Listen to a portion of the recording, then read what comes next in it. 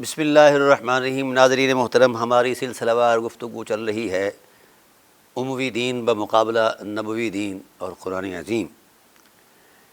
یہ بات آپ سماعت فرما چکے ہیں کہ اموی دین کی دلیل جو ہے وہ نہ معقول ہے اور نہ ہی وہ فطری ہے اور نہ ہی وہ انسانی ہے، نہ ہی وہ عقلی ہے اور نہ ہی وہ نقلی ہے، کیونکہ اس دین کی بنیادوں میں سوائے ہوس اقتدار کے اور کچھ نہیں۔ اقتدار جیسے بھی حاصل ہو، اقتدار پر رہنا ہے، بندے مار کر اقتدار حاصل کرنا ہے، عزتیں پامال کر کے حاصل کرنا ہے، ہر صورت اقتدار پر آنا ہے۔ یہ ہے اموی دین کا ہدف۔ نبوی دین کا ہدف کیا ہے؟ نبوی دین کا ہدف بڑا بلند ہے۔ نبوی دین کے ہدف میں جو قرآن کریم کی تعلیمات ہیں یہ بنیادی حقیقت ہیں، اور رسول اللہ صلی اللہ علیہ وآلہ وسلم کی جو ذات والا صفات ہے وہ ایک بنیادی حقیقت ہے۔ اور اس کے بعد بحمد اللہ تعالی حضور نبی کریم صلی اللہ علیہ وسلم کے صحابہ کرام نے اسی طرز عمل کو اپنایا۔ آپ انتخاب پر ہی آ جاؤ، یہ جو اموی دین پر سربراہی کا انتخاب ہے وہ کیسے ہے؟ یہ سب کے سامنے ہے کہ معاویہ 1,14,000 مسلمانوں کے خون کا دریا بہا کر اقتدار پر آیا ہے، اور پھر مزید یہی چلتا رہا۔ تو اسلام کے اندر تو یہ چیز نہیں ہے۔ اور پھر اس کا بیٹا جو ہے یزید، وہ بھی اقتدار پر کیسے آیا اور اس کا طریقہ کار کیا رہا؟ تو اسلام کے اندر جتنے بھی طریقہ راج تھے خلافت کے، ان میں سے کوئی طریقہ بھی نہیں ہے۔ مثلا پہلا طریقہ یہ تھا اسلام کے اندر کہ لوگ جمع ہو کر انہوں نے حضرت ابوبکر صدیق رضی اللہ تعالیٰ عنہ کی خلافت کا اقرار کیا، اور آپ علیہ السلام نے، آپ رضی اللہ تعالیٰ عنہ نے جو خلافت کی عظمت میں ارشاد فرمایا وہ بڑا خوبصورت منظرنامہ ہے۔ وہ فرماتے ہیں کہ قد ولیت ولست بخیرکم، لوگو مجھے تم نے بنا تو دیا ہے خلیفہ، لیکن میں تم میں سے کسی سے افضل نہیں ہوں، کسی سے بہتر نہیں ہوں، ایک عام آدمی ہوں اور عام آدمیوں کی طرح ہی تم سے رہوں گا۔ ہاں، مظلوم کے ساتھ کھڑا ہوں اور اس کی داد رسی کروں گا، اس کا حق اس کے دلوانا میری ذمہ داری ہے، اور ظالم کے سامنے میں طاقت ہوں۔ یہ ہے نبوی دین کا تصور عظمت۔ اور اموی دین کا تصور کیا؟ ظلم سے ہی اموی دین شروع ہوتا ہے اور ظلم پر ہی جا کر اختتام پذیر ہوتا ہے۔ یعنی جس دین کی ابتدا ہی ظلم ہو اور انتہا بھی ظلم ہی ہو، تو اس دین کو کس طرح کہا جا سکتا ہے کہ یہ دین ہے؟ کس طرح کہا جا سکتا ہے کہ یہ کوئی نظم ہے؟ اور پھر یہ بات صرف تاریخی حقائق نہیں، نبوت کی زبان نے بھی اس کو ٹائٹل دیا ہے کہ یہ ملک عزوز ہے، کاٹ کھانے والی۔ کتنے معصوم لوگوں کو اس حکومت نے کاٹ کھایا ہے۔ کل میں نے آپ سے بات کی تھی کہ عمرو بن الجموح، اس کو اسی پاداش میں قتل کیا گیا کہ وہ اہل بیت سے محبت کرتا تھا اور صحابی رسول تھا، بڑا صوفی درویش آدمی تھا، اور پھر اس کا سر کاٹ کر بازاروں میں گھمایا گیا۔ یہ پہلا سر ہے اسلام کی تاریخ میں جس کو بازاروں میں گھمایا گیا، پھر اس کی بیوی بچوں کے سامنے ڈال دیا گیا۔ یہ ہے اموی دین کی شناخت، ٹھیک ہے؟ اور نبوی دین، سبحان اللہ، کتنی عظمت ہے نبوی دین کے اندر۔ وَلَقَدْ كَرَّمْنَا بَنِي آدَمَ وَحَمَلْنَاهُمْ فِي الْبَرِّ وَالْبَحْرِ وَرَزَقْنَاهُمْ مِنَ الطَّيِّبَاتِ وَفَضَّلْنَاهُمْ عَلَىٰ كَثِيرٍ مِّمَّنْ خَلَقْنَا تَفْضِيلًا۔ یہ ہے نبوی دین نے جو تعارف کروایا ہے بنی آدم کا، تعارف کروایا ہے انسانیت کا، تعارف کروایا ہے انسانی احترام کا۔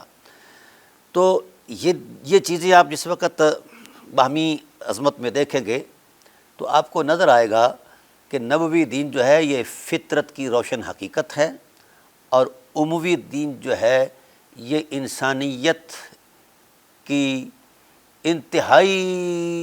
انتہائی پستی کا نام ہے، اور انتہا کے ساتھ، انتہا سے بھی زیادہ آگے جا کر یہ انسانوں کو ذلیل کرنے والا تصور حیات ہے۔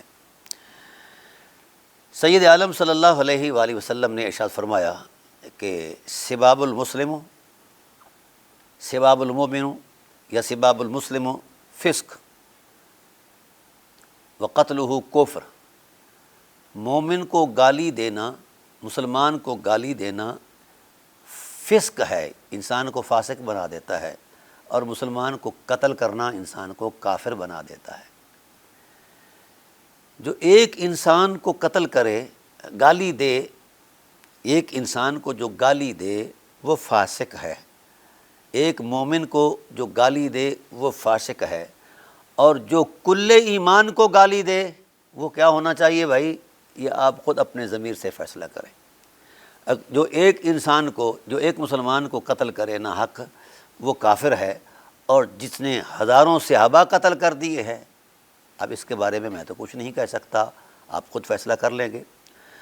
تاہم یہ جو چلاکیاں کرتے ہیں مولوی صاحبان، یہ چونکہ ان کا نہ علم سے تعلق ہے، نہ دین سے، نہ دیانت سے، نہ تحقیق سے، اور یہ کتاب کو پڑھنا پسند ہی نہیں کرتے، یہ اپنی دنیا میں آپ رہتے ہیں اور خود کو معیار سمجھتے ہیں، تو یہ چیز اب نہیں چلنے والی۔ اب بحمداللہ تعالیٰ روشن حقائق جو ہیں وہ سامنے آ رہے ہیں، اور اس پر جو ہے کسی قسم کی کوئی اب چھپنے والی بات نہیں رہی، نہ کوئی چھپ سکتا ہے، نہ کوئی چھپا سکتا ہے۔ میں حیرت زدہ ہوں کہ حضرت محمد بن ابی بکر رضی اللہ تعالیٰ عنہ بیٹا ابو بکر کا ہے، اور پالا مولا کائنات نے ہے، اور مولا کائنات نے اعلیٰ تربیت کر کے ان کو منصب دیا ہے، اور ان کو یہ اموی دین والے، نبوی دین نے کیا کیا؟ اس بچے کو آغوش دی، اس بچے کو شفقت دی، اس بچے کو محبت دی، تربیت دی، پالا پوسا، اور علمی عظمت پر انتہا پر پہنچایا، پھر صاحب منصب بنایا۔ یہ ہے نبوی دین۔ اور اموی دین کیا ہے؟ اسی عظمت کو قتل کیا، محمد بن ابی بکر کو رضی اللہ تعالیٰ عنہ کو قتل کیا، اور قتل کر کے گدھے کی گال میں، گدھے کی کھال میں سی دیا، اور پھر آگ سے جلا دیا۔ یہ ہے اموی دین۔ اسی طرح عبد الرحمن بن ابی بکر کو بھی قتل کیا، بہت سارے اصحاب رسول کو ان لوگوں نے قتل کیا۔ میں ملا اعظم سے پوچھنا چاہتا ہوں، آج بڑا واویلا کرتے ہو کہ فلاں شخص نے صحابی کی گستاخی کی ہے جی۔ ہاں ہاں، صحابی کی گستاخی میرے نزدیک بھی کفر ہے، بلکہ میں کفر سے بھی بدتر سمجھتا ہوں، پر صحابیات کی حرمتیں پامال کرنا یہ کون سا ایمان ہے؟ صحابیات کے ساتھ زنا کرنا کیسا ہے؟ ان کو عزتیں پامال کرنا کیسا ہے؟ صحابی کو قتل کرنا کیسا ہے؟ ان کے بچوں کو یتیم کرنا کیسا ہے؟ ان کے گھروں کو اجاڑنا کیسا ہے؟ ادھر گستاخی نظر نہیں آتی ان اندھوں کو، یہ بہنگے مولوی ادھر کچھ نہیں دیکھتے، اور ادھر سے اگر کسی کی فروغ گزاشت پر کوئی بات کرتا ہے تو اس پر گستاخی کا فتویٰ۔ یہ ڈرامہ بازی اب نہیں چلے گی، الحمدللہ، نہ ہم چلنے دیں گے۔ آپ اپنی تاریخ معکوس پڑھو کہ کیا ہے اس کے اندر، پھر آپ کو سمجھ آئے گی۔ سادہ لوگوں کو آپ ورغلاتے ہو تو اب وہ زمانہ چلا گیا ہے۔ سید عالم صلی اللہ علیہ وآلہ وسلم نے جن تصورات پر دین کو بیان فرمایا ہے، وہ تو اللہ اکبر، اللہ اکبر، اتنا بلند و بالا دین ہے کہ انسانی وقار کی جہاں انتہا ہے وہاں رسول اللہ صلی اللہ علیہ وسلم کے دین کی ابتدا ہے۔ یہ ہے نبوی دین، جس کے اندر انسانی شرف ہے اور انسانی وقار کا احترام ہے، رشتوں کی تکریم ہے، عظمت ہے، احترام ہے۔ لیکن اموی دین کے اندر نہ رشتوں کا احترام، نہ اخلاقی رویے، نہ عظمت انسانیت، اور نہ ہی شرف، کچھ بھی نہیں، صرف اور صرف مار دھاڑ، لوٹ مار، رشوت اور شراب خوری، یہ جو کام پہلے چلے آ رہے تھے کفار کے اندر، وہی کام، وہی رویے۔ بہرحال یہ تو طے ہے کہ نبوی دین سارای رحمت ہے۔ حضور نبی کریم صلی اللہ علیہ وسلم نے ارشاد فرمایا کہ نبوت اور حکومت دونوں رحمتیں ہیں، خلافت اور حکومت دونوں رحمتیں ہیں، اور خلافت کے بعد ملک عزوز ہے، زحمت ہے۔ اب رسول اللہ صلی اللہ علیہ وآلہ وسلم نے پیش آمدہ خطرے سے آگاہی دی ہے، نہ کہ اس کے جواز کا فتویٰ دیا ہے۔ ان ملاؤں سے کوئی پوچھے کہ آپ اس ملک عزوز کے ٹائم پیریڈ کو کہتے ہو کہ جناب یہ بھی خلافت راشدہ ہے، یہ 5واں خلیفہ، یہ 6واں خلیفہ، یہ کہتے ہوئے تمہیں شرم نہیں آتی؟ رسول صلی اللہ علیہ وآلہ وسلم جس کو ملک عزوز کہیں اسے کہتے ہو کہ جناب والا یہ خلافت ہے، وہ سنیوں کے امیر اور امام ہیں، لا حول ولا قوت الا باللہ، ایسا نہیں ہے۔ یہ غداری ہے رسالت کے ساتھ، قرآن کے ساتھ، تعلیمات قرآن کے ساتھ، مشیت الہی کے ساتھ، مسلم امہ کے ساتھ یہ غداری ہے کہ آپ اس نظام حکومت کو نظام حکومت خلافت کے ساتھ ملا رہے ہو۔ کوئی شرم کھاؤ یار، پیچھے دیکھو تو صحیح، خلافت کا تقدس مآب دور کتنا محترم رہا۔ وہاں تو خلیفہ وقت یہ کہتا ہے کہ اگر جسر بغداد میں کسی کی بکری کا کھر پھنس کے ٹوٹ گیا پاؤں تو عمر اس کا ذمہ دار ہے، اور یہاں تو گھروں کو اجاڑا جاتا ہے، اور بسر بن ابی ارطاد جیسے کو بھیج کر بچوں کو ذبح کروایا جاتا ہے، عورتوں کی آبرو ریزی کی جاتی ہے۔ یہ صحابیت ہے، یہ شرف ہے، یہ وہ حقائق ہیں جن کو مولویوں تم ہضم نہیں کر سکتے۔ اللہ تعالیٰ کے فضل سے اب فقیر نے یہ چیزیں بیان کرنا شروع کر دیں اور تم ابھی تک اسی بات میں کھوئے ہوئے ہو۔ وہ جس طرح وہ مولانا صاحب جس کو آپ امیر اہل سنت کہتے ہیں، جس کشتی کا یہ باغبان ہو، یہ جس کشتی کا یہ جناب والا ملا ہو، اس نے صرف غرق ہی ہونا ہے۔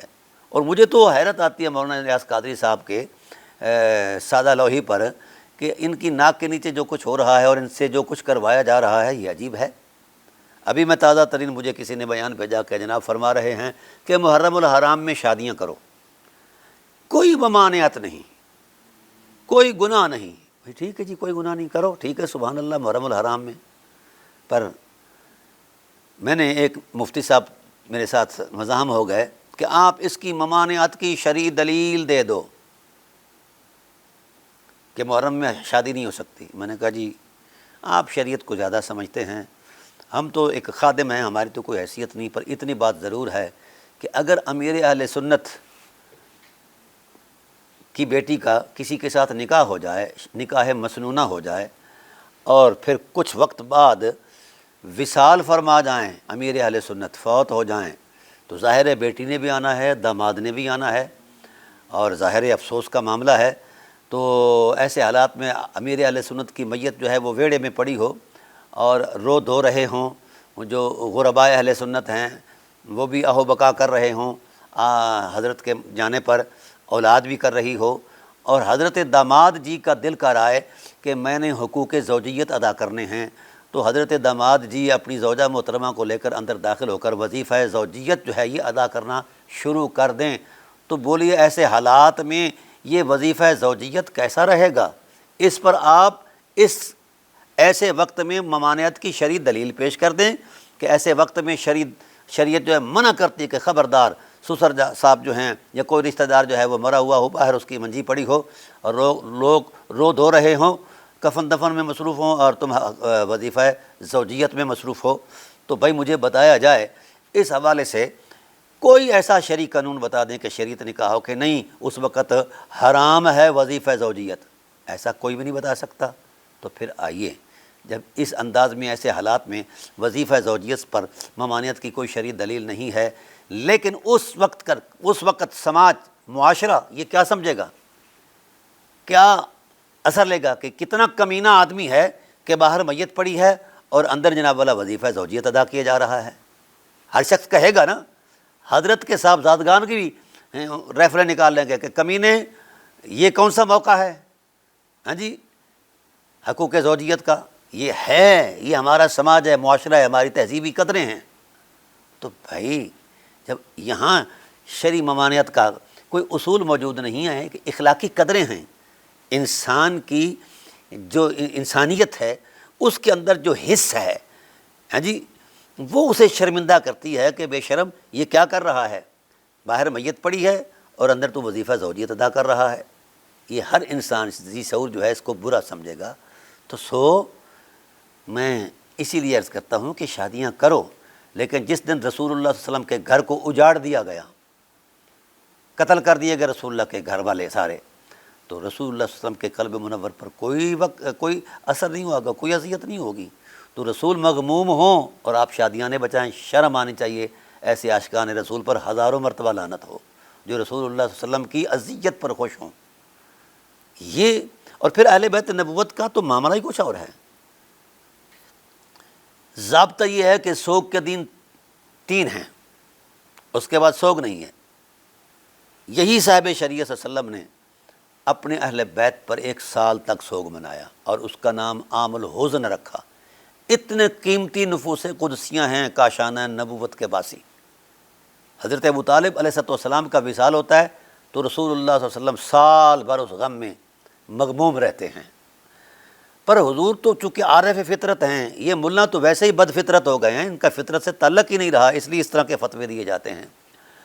اور محسن عالمین مخدومہ کائنات جناب سیدہ خدیجۃ الکبریٰ صلوات اللہ تعالیٰ علیہ کا وصال ہوا، اس پر بھی رسول اللہ صلی اللہ علیہ وآلہ وسلم نے، تو بھئی یہ فطرت ہے، عادت ہے، احساسات ہیں، اندر کی انسانیت ہے کہ ایسے غمناک ماحول کے اندر جو ہے وہ شادیاں بجانا، یہ اس کو فطرت سلیمہ تسلیم نہیں کرتی۔